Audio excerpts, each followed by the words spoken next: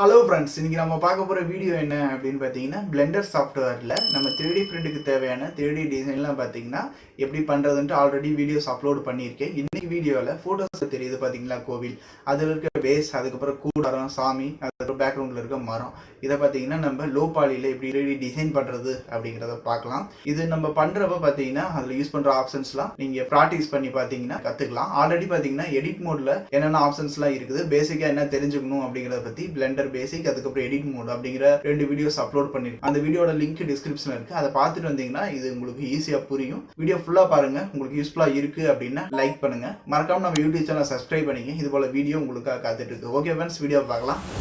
Blender software free தான், install பண்ணிக்கேன். இதோட interface எடுத்தோடனே பார்த்தீங்கன்னா ஒரு கியூப் இருக்கும். ஸ்டார்டிங்கில் இதில் இருக்க ஆப்ஷன்ஸ்லாம் பார்த்தீங்கன்னா ஓரளவுக்கு தெரிஞ்சுக்கணும் அப்படின்னா பேசிக் இதில் இருக்கிற edit mode, sculpt mode, object mode, இதை பற்றியும் வீடியோஸ் ஆல்ரெடி இருக்குது. நீங்கள் முக்கியமாக எடிட் மோட் தெரிஞ்சுக்கணும். அந்த வீடியோ பார்த்துட்டு வந்து கூட இந்த வீடியோ பாருங்க, இன்னும் ஈஸியாக இருக்குது. எந்தெந்த டூல் எப்படி அப்படின்ட்டு ஓரளவுக்கு தெரியும். சும்மா ட்ரை பண்ணி பார்க்குறீங்க அப்படின்னா பாருங்க. ஓகே ஃப்ரெண்ட்ஸ், ஃபர்ஸ்ட் எடுத்தோன்னே கீழே பார்த்தீங்கன்னா தர வரிப்புறம். தர அப்படின்னு அச்சஸ்ல அதே மாதிரி தர கிடையாது, சும்மா ஒரு சின்ன ரெக்டாங்குலர் மாதிரி. எந்த கியூபுமே இல்லாமல் டெலீட் ஆகி போயிடுச்சு அப்படின்னா ஃபர்ஸ்ட் ஆட் போய்க்கிங்க. அதோட மெஸ், அதுக்கப்புறம் கியூப் அப்படின்ட்டு இருக்கும். அந்த கியூபை பார்த்தீங்கன்னா ஸ்கேல் பண்ணலாம். இதில் மூவ், ரொட்டேட், ஸ்கேல் இது எல்லாம் சேர்ந்த டிரான்ஸ்ஃபார்ம் டூல் எடுத்துக்கிறேன். எஸ் கிளிக் பண்ணீங்க அப்படின்னா சேம் ரேஷியோவில் எல்லாமே ஸ்கேல் ஆகும். அதுக்கப்புறம் இங்கே இருக்கிற எனக்கு இஜெட் ஆக்சிஸில் மட்டும் அதோட திக்னஸை குறைச்சிக்கிறேன். இதை இப்படி ரொட்டேட் பண்ணி பார்த்தீங்கன்னா தெரியும். ஓகேங்களா, அக்யூரேட்டாக நம்ம எதுவும் அறிய போகிறது கிடையாது. சும்மா அதாட்டும் அந்த ஃபோட்டோஸில் இருக்கிற மாட்டும் நம்ம கிரியேட் பண்ண போகிறோம்.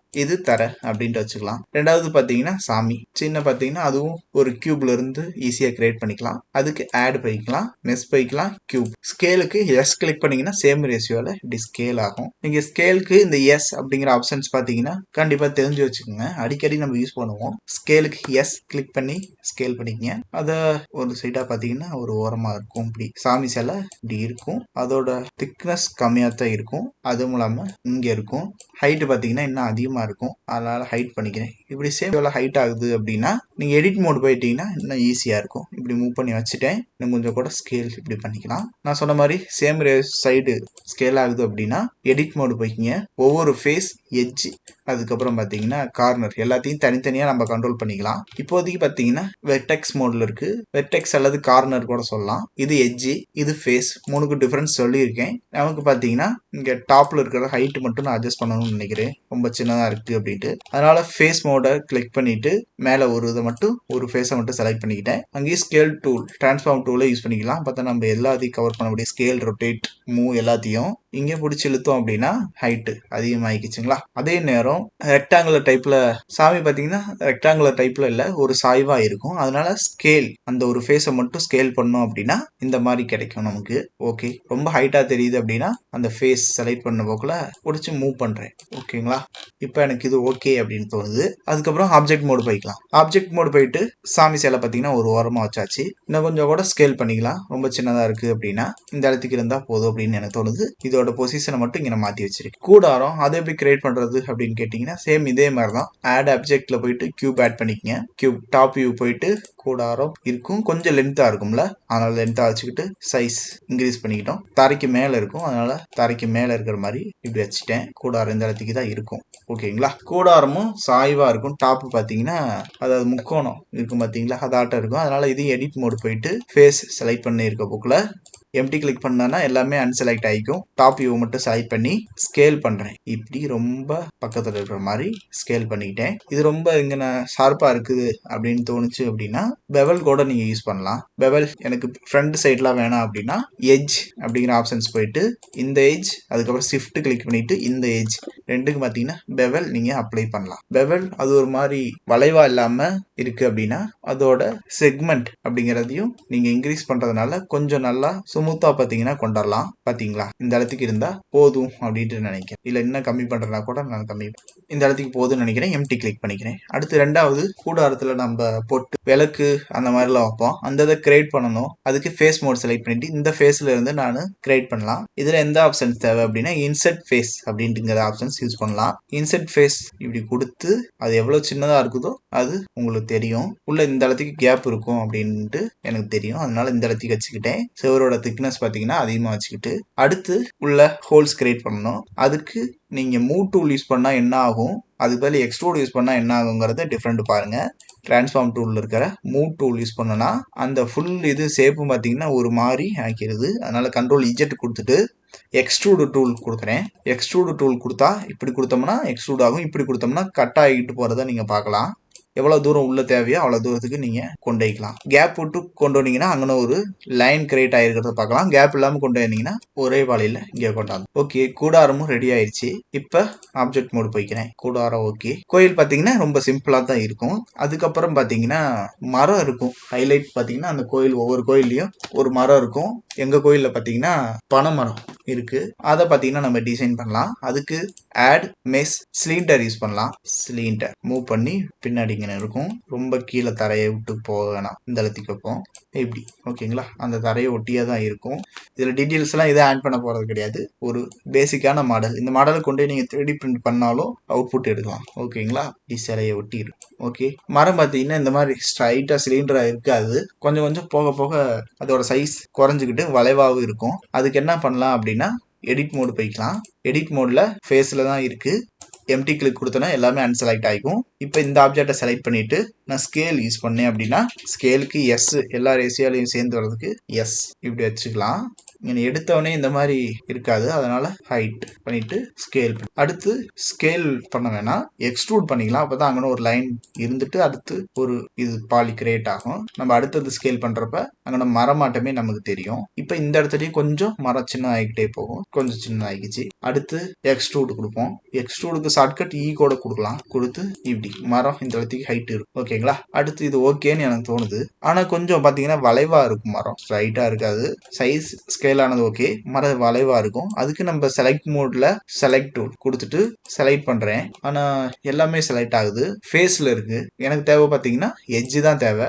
அதனால எட்ஜ் ஃபுல்லாக எங்கெல்லாம் செலக்ட் பண்ணுறோமோ அங்கெல்லாம் பார்த்தீங்கன்னா செலக்ட் ஆகிறத பார்க்கலாம். பட் பார்த்தீங்கன்னா ஆப்போசிட்டில் இருக்கிறதுலாம் செலக்ட் ஆகலை. எனக்கு எல்லாமே செலக்ட் ஆகணும் அப்படின்னா ஒரு சிம்பிளான ட்ரிக் என்ன அப்படின்னா வயர் ஃப்ரேம் மோடில் வச்சுட்டு செலக்ட் பண்ணிங்கன்னா எதெல்லாம் ஃபுல்லாக கவர் ஆகிற மாதிரி செலக்ட் பண்ணுறோமோ அதெல்லாம் பார்த்தீங்கன்னா செலக்ட் ஆகும். எக்ஸாம்பிளுக்கு இந்த லைன்லாம் செலக்ட் ஆகணும்னா இது ஃபுல்லாக இப்படி செலக்ட் பண்ணிங்கன்னா செலக்ட் ஆகும்.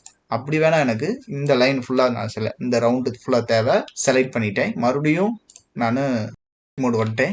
வியூ இப்படி வச்சுட்டு ஸ்கேல் எடுத்து இப்படி லைட்டாக மூவ் பண்ணுறேன். அதே மாதிரி இந்த சைடு பார்த்தீங்கன்னா வளைவாக தான் இருக்கும். இப்படி லைட்டாக மூவ் பண்ணுறேன். இதே மாதிரி தான் கீழே இருக்கிற இந்த ஜாயிண்ட்டும் ஃபுல்லாக செலக்ட் பண்ணிவிட்டு வயர் ஃப்ரேம் மோடு. ஓகேங்களா, அது வேணாம் புரியாது.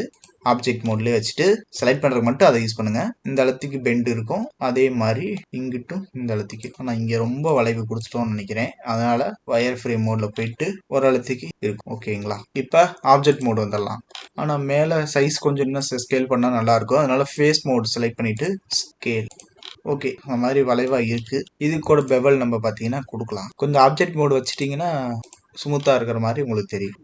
அதே மாதிரி கீழேயும் இந்த ரிங்கு அதுக்கும் பார்த்தீங்கன்னா பெவல் கொடுத்துட்டு செக்மெண்ட் பார்த்தீங்கன்னா அதிகமாக்கிட்டு ஆப்ஜெக்ட் மோட். இப்போ போய் ஆப்ஜெக்ட் மோடில் இங்கே பார்த்தோம் அப்படின்னா கொஞ்சம் நல்லா இருக்கும். ஓகேங்களா, ஓகே பார்த்தீங்கன்னா மரம் வரைஞ்சாச்சு. அதுக்கப்புறம் பார்த்தீங்கன்னா மேலே இலை வரையலாம். தனித்தனியாக பார்த்தீங்கன்னா ஒரு ஓலை கிரியேட் பண்ணி அதை வரையலாம். பட் 3D பிரிண்ட் பண்ணுறப்ப இந்த இது கரெக்டாக வராது. அதனால சாலிடாக ஒரு மரமாட்டம் எஃபெக்ட் கிடைக்கிற மாதிரி பண்ணுறதுக்கு ஆட் ஆப்ஜெக்டில் யூவி ஸ்பேர் எடுத்துங்க. அது இங்கே கொண்டாந்து வச்சாச்சு. ஸ்கேல் பண்ணிக்கலாம். எஸ், இந்த இடத்துக்கு வச்சாச்சு. கரெக்டாக எல்லா சைடு வியூலையும் பார்த்தீங்கன்னா தான் உங்களுக்கு கரெக்டாக இருக்கும். ஓகே, இப்போ பார்த்தீங்கன்னா நம்ம மேலே இருக்க அந்த மேலே இருக்கிறது பார்த்தீங்கன்னா கரெக்டான ஒரு ஷேப்பில் இருக்காது. ஓகேங்களா, அதனால நம்ம அதை ஸ்கல்ப்ட் மோட்ல போய் எடிட் பண்ணலாம். ஸ்கல்ப்ட்டுங்கிறது சின்ன வயசுல நம்ம மணல் உருண்டை பிடிச்சி அதில் பார்த்தீங்கன்னா பொம்மை செய்வோம் பார்த்தீங்களா, அதே டைப் தான் கிளேல. ஒவ்வொரு ப்ரெஷ்ஷுக்கும் ஒவ்வொரு ஆப்ஷன்ஸ் நமக்கு கிடைக்கும். ஆல்ரெடி இதை பற்றி வீடியோஸ் அப்லோடு பண்ணியிருக்கேன். பட் பார்த்தீங்கன்னா இப்போ ஃபீச்சர்ஸ்லாம் நிறையா வந்துடுச்சு. அப்டேட் பண்ணுறேன் வீடியோ. பழைய வீடியோ லிங்க் கீழே தரேன் பாருங்கள். சீக்கிரமாக நான் புதுசாக இப்போ இருக்க ஆப்ஷன்ஸோட சேர்த்து சொல்கிறேன். ஸ்கல்ப்ட்டை பொறுத்தளவுக்கு ஜிப்ரஷ் சாஃப்ட்வேரில் தான் நல்லாயிருக்கும். இப்போ அதுக்கு ஈக்குவலாக பார்த்தீங்கன்னா இந்த சாஃப்ட்வேர்லேயே கொண்டாந்துட்டாங்க.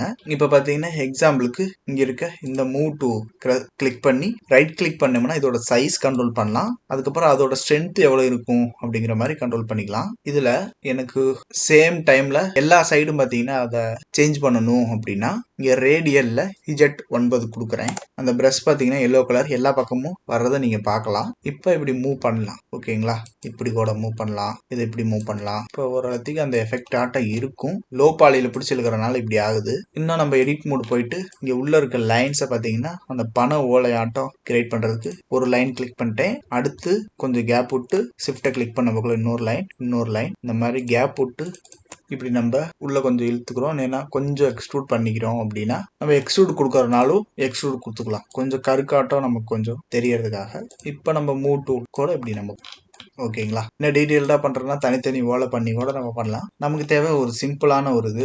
இந்த ஆப்ஜெக்டை பிரிண்ட் பண்ணோம் அப்படின்னா இந்த பாலிலாம் பார்த்தீங்கன்னா ஒரு மாதிரி இருக்கும். அதனால கொஞ்சம் இதை ரீமேஸ் பண்ணிக்கிட்டோம் அப்படின்னா பிரிண்ட் பண்ணுறப்ப எந்த ஒரு எரரும் இல்லாமல் ஸ்லைஸ் பண்ணி கொடுக்கும். அதனால ரீமேஸ் கொடுத்தோம் அப்படின்னா இப்படி மாறிக்கிச்சு. இப்படி மாறாமல் இருக்கிறதுக்கு இதை மைனஸ் பண்ணிக்கிட்டே இப்படி வந்தோம் அப்படின்னா இது பண்ணுறதுனால என்ன நடக்குது அப்படிங்கிறதுக்கு எக்ஸாம்பிளுக்கு Ctrl+Z கொடுக்குறேன்.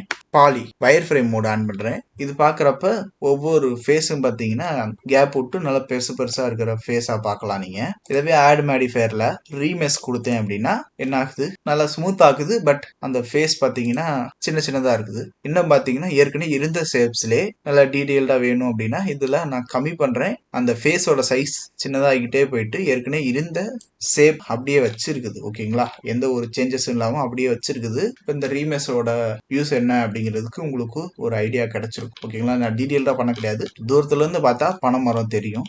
இன்னும் கொஞ்சம் கூட நம்ம இந்த ரீமேஸ் இருந்த போக்குலேயே கல்ட் மோட் போயிட்டு இது எல்லா சைடு வர்றது ஓகேவான்னு பாருங்க. அப்படி இல்லைன்னா கூட ஆஃப் பண்ணி ஓகேவா இப்போ ஒரு இடத்துக்கு ஓகே அப்படின்னு தோணுது. உங்களுக்கு அந்த ஆப்ஷன்ஸ் தேவையில்லை, எல்லா பக்கமும் பிரஷ் இந்த மாதிரி வந்துட்டு இருக்கிறது தேவையில்லைன்னா ஒன்று அப்படின்ட்டு மாற்றிங்க. இதுலேயும் மிரர்லாம் இருக்குது. மிரர்னா நம்மளோட ஃபேஸில் பார்த்தீங்கன்னா கண்ணு ரெண்டு சைடு ஒவ்வொரு டைமும் ஒவ்வொரு மாதிரி போயிடும். வரைஞ்சோம்னா டிசைன் பண்ணோம்னா அந்த இதெல்லாம் அவாய்ட் பண்ணுறதுக்கு தான் மிரர் ஆப்ஷன்ஸ் எனபிள் பண்ணிட்டு எக்ஸ்லா ஒய்லையா இஜெட் இல்லையா அப்படிங்கிறது எனபிள் பண்ணிட்டு நம்ம டிசைன் பண்ணோம்னா ஒன் சைடு நம்ம கண்ணு டிசைன் பண்ணால் அதுக்கு ஆப்போசிட் சைட்லேயும் மிரர் மாதிரி வந்துகிட்டே இருக்கும். ஓகேங்களா, இதான் இதோட ஆப்ஷன்ஸ் மிரர். ஓகே, இப்போ அந்த ஃபோட்டோஸில் இருக்கிறத ஒரு லோ பாலியில் பார்த்தீங்கன்னா நம்ம அந்த சாமி கோயில் பார்த்தீங்கன்னா ரெடி பண்ணிட்டோம். இதை நம்ம 3D பிரிண்ட் பண்ணால் இன்னொரு எக்ஸ்ட்ரா கீழே பேஸ் போட்டு பண்ணலாம். இல்லைன்னா தனித்தனி பிரிண்ட் பண்ணி அசம்பிள் கூட பண்ணலாம். ஒரே பிரிண்டாக சின்னதாக பண்ணுறீங்க அப்படின்னா ஆட் ஆப்ஜெக்ட் கொடுத்து இதை டூப்ளிகேட் கூட பண்ணலாம். இந்த ஆப்ஜெக்டை ரைட் கிளிக் கொடுத்து டூப்ளிகேட் ஆப்ஜெக்ட் கொடுத்தீங்கன்னா மூவ் ஆகும். எஸ்கேப் கொடுத்துட்டு ஸ்கேல் கொடுங்க. ஸ்கேல் கொடுத்துட்டு கொஞ்சம் கீழே மூவ் பண்ணி இப்படி வச்சுட்டிங்கன்னா இது மணலாகவும் இது சிமெண்ட் தரையாகவும் நம்ம எடுத்துக்கலாம். இப்படி பண்ணி நம்ம ஒரே பிரிண்டாக கூட நம்ம பிரிண்ட் பண்ணலாம். ஓகேங்களா, இப்போ இதை எக்ஸ்போர்ட் பண்ணுறதுக்கு எந்த செலக்ட் பண்ணுறது மட்டும் எக்ஸ்போர்ட் பண்ணணும்னா செலக்ட் பண்ணிட்டு நம்ம எக்ஸ்போர்ட் பண்ணலாம். நான் எனக்கு எல்லாமே வேணும் அப்படிங்கிறதுனால எது செலக்ட் பண்ணல. அப்படி குறிப்பிட்டதை மட்டும் நீங்கள் எக்ஸ்போர்ட் பண்ணிங்கன்னா அதை செலக்ட் பண்ணிட்டு எக்ஸ்போர்ட்டில் போயிட்டு STL போயிட்டு இங்கே பார்த்தீங்கன்னா செலெக்ஷன் ஒன்லி இருக்கு. பார்த்தீங்கன்னா செலெக்ஷன் ஒன்லி கொடுத்தீங்கன்னா எது செலக்ட் பண்ணிருக்கீங்களோ அது மட்டும் எக்ஸ்போர்ட் ஆகும். ஓகேங்களா, அதுக்கப்புறம் ஸ்கல்ப்டில் பார்த்தீங்கன்னா இன்னும் கொஞ்சம் நல்லா கற்றுக்கணும் அப்படின்னா ஒரு எழுத்துக்கு ஒருத்தவங்களோட ஃபேஸ் கொண்டாடுற எழுத்துக்கு நீங்கள் கற்றுக்கணும் அப்படின்னா ஜிபிரஸ் கோர்ஸ் இருக்குது, வாங்கிக்கோங்க. 3D பிரிண்ட் பிஸ்னஸ் பண்ணுறீங்க, உங்களுக்கு டெம்ப்ளேட்டாக வேணும். அதாவது ஃபிளிப் நேம்லாம் ஒன் சைடு பார்த்தா ஒரு நேம் தெரியும், இன்னொரு சைடு பார்த்தீங்கன்னா இன்னொரு நேம் தெரியும். அதை எப்படி டிசைன் பண்ணுறதுன்ட்டு ஆல்ரெடி பிளண்டரில் வீடியோ இருக்குது, அதை ஃப்ரீயாக பார்த்துங்க. அப்படி இல்லை எனக்கு டெம்ப்ளேட்டாக வேணும், நேம் என்ட்ரு பண்ணவொடனே ஆட்டோமேட்டிக்காக குறிப்பிட்ட ஃபாண்ட்டில் கிடைக்கணும் அப்படின்னா டெம்ப்ளேட் இருக்கும், அதுவும் வாங்கிக்கோங்க. ஃபுல் கோர்ஸ் வேணாலும் ஃபுல் கோர்ஸ் வாங்கிங்க. ஒரு டைம் வெப்சைட்டை மட்டும் விசிட் பண்ணி பாருங்க. ஓகேங்களா, வெப்சைட் லிங்க் கீழே டிஸ்கிரிப்ஷனில் இருக்கு. ஓகே ஃப்ரெண்ட்ஸ், வீடியோ பார்த்துருப்பீங்க. அடுத்தடுத்து இதை ப்ராக்டிஸ் பண்ணாதான் உங்களுக்கு நீங்கள் கற்றுக்க முடியும். ப்ராக்டிஸ் பண்ணுறப்ப ஒரு சில ஆப்ஷன்ஸ் பார்த்தீங்கன்னா உங்களுக்கு தேவைப்படலாம். நீங்கள் பண்ண போகிற டிசைனுக்கு அப்படி என்ன தேவைப்படுதோ அதை பார்த்தீங்கன்னா யூடியூப்ல சர்ச் பண்ணி பாருங்க. அப்படி இல்லைனாலும் கமெண்ட் பண்ணுங்க, நான் ரிப்ளை பண்ணுறேன். வீடியோவாக கூட நான் அப்லோட் பண்ணுறேன். ஓகேங்களா, ஓகே ஃப்ரெண்ட்ஸ், வீடியோ பிடிச்சிருக்குன்னு நினைக்கிறேன். பிடிச்சிருக்கு அப்படின்னா லைக் பண்ணிக்கங்க, மறக்காம யூடியூப்ல சப்ஸ்கிரைப் பண்ணிங்க. இது போல வீடியோ உங்களுக்காக காத்துட்டு. ஓகே ஃப்ரெண்ட்ஸ், பாய், தேங்க்யூ.